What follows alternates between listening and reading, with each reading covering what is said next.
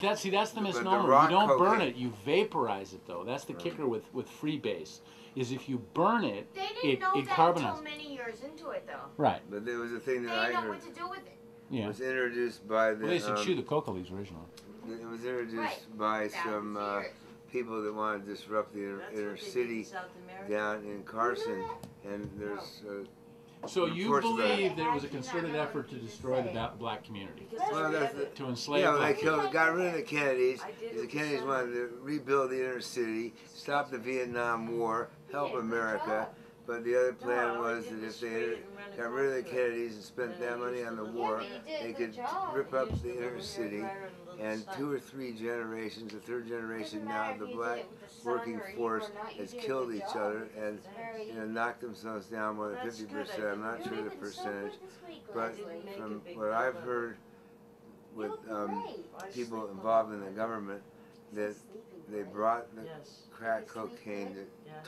down to Carson, Yeah, gave I it to sleep these a lot. black guys, and showed them what to do with it, and then gave them each $500 or a couple $1,000 each But I'm to make it look funny like they because had I go money, get over and there then they came back every encourage me few to weeks get to see how they were doing and gave them more until they taught them how to do whatever they had to do with it, and got everybody wanting to do what they were doing. That's what I've heard. Now, did your book articulate any of that stuff? No, I because my love you, book, Leslie, every day of the week. I don't think it had anything to do with the inner Thank city. you for being so kind. I mean, or any major cities. It was just about Do you have this my Ute contact? City, which was a name So for how long did Aspen. it take you to generate the idea and then produce the book, the final draft that was printed? Thank you, dear. Fairly quick? No, I started, I think in '69 or '70, when I didn't do too well at SC Film School. I made 6 or 7 movies there, and I was too creative to move on, so I ended up at NBC working on features for television because they were in a big, whatever it was a big strike, and I was non-union, so I did a lot of different jobs. So scab. So they scabbed you in to push out the old established guys.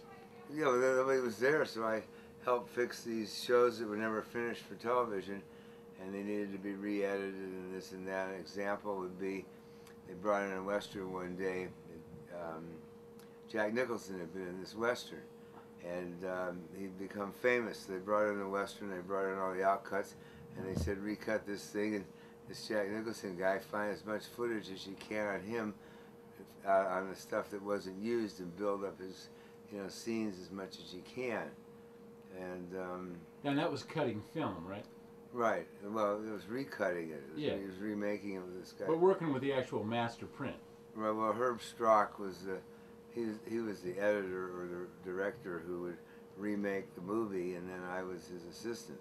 Yeah. And but it involved doing everything because nobody else was there to do it. So. Well, that's what Roger Corman said to the directors. I heard Bogdanovich say that he went and worked with Scorsese or something on a Corman film, and he said, "Oh, I need an editor," and he says, "No, you don't." And he said it took him 15 minutes to show him how to use the machine, and that he was editing. Right. Well, yeah, it was a one-man shop. I mean, except you went to the optical house and had the special effects done, but you only used them where you needed them. And every now and then you had to get Bob Newhart or Jill St. John or Gene Simmons, who was in this Decisions. I think it was an 8-hour segmented feature for NBC that we remade. And well, the first part of editing is basically to remove the crap and get it down to the rough cut, and then somebody else can do the transitions and stuff. So the primary reduction to the good stuff is a big part of editing in a rudimentary fashion, right? Well, maybe, I guess, but we had to remake the story because the story didn't work. Oh. And they had to remake a story out of it. Based on whatever the footage was shot. Right. You pieced together what footage you had, and made it as close as you could. Once in a while, you had to do a dub or something, but you weren't going to reshoot much or anything. Yeah.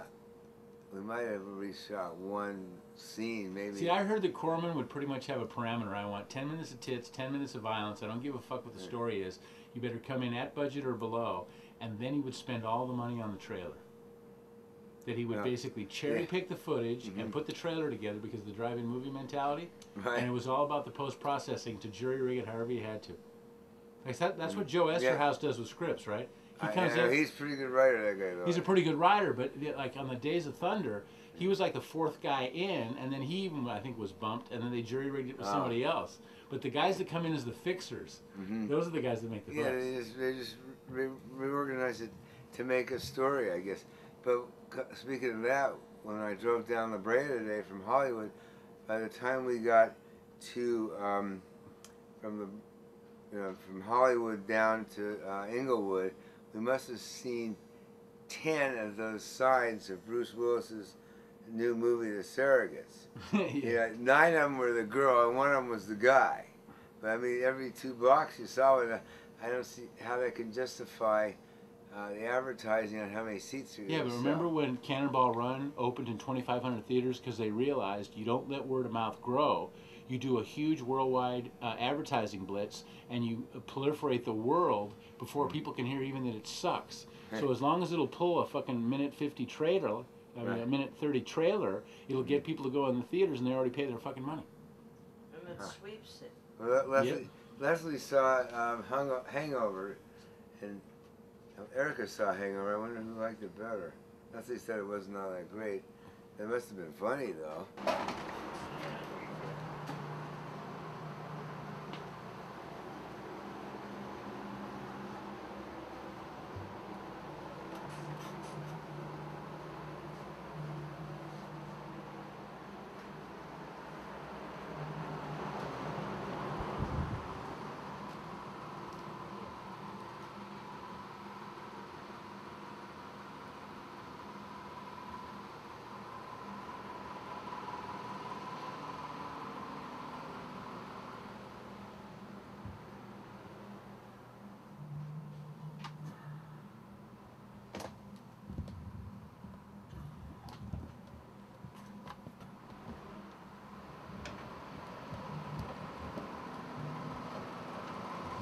Hey, Shelley? Shelley? Yeah? Can I come up there? Yeah.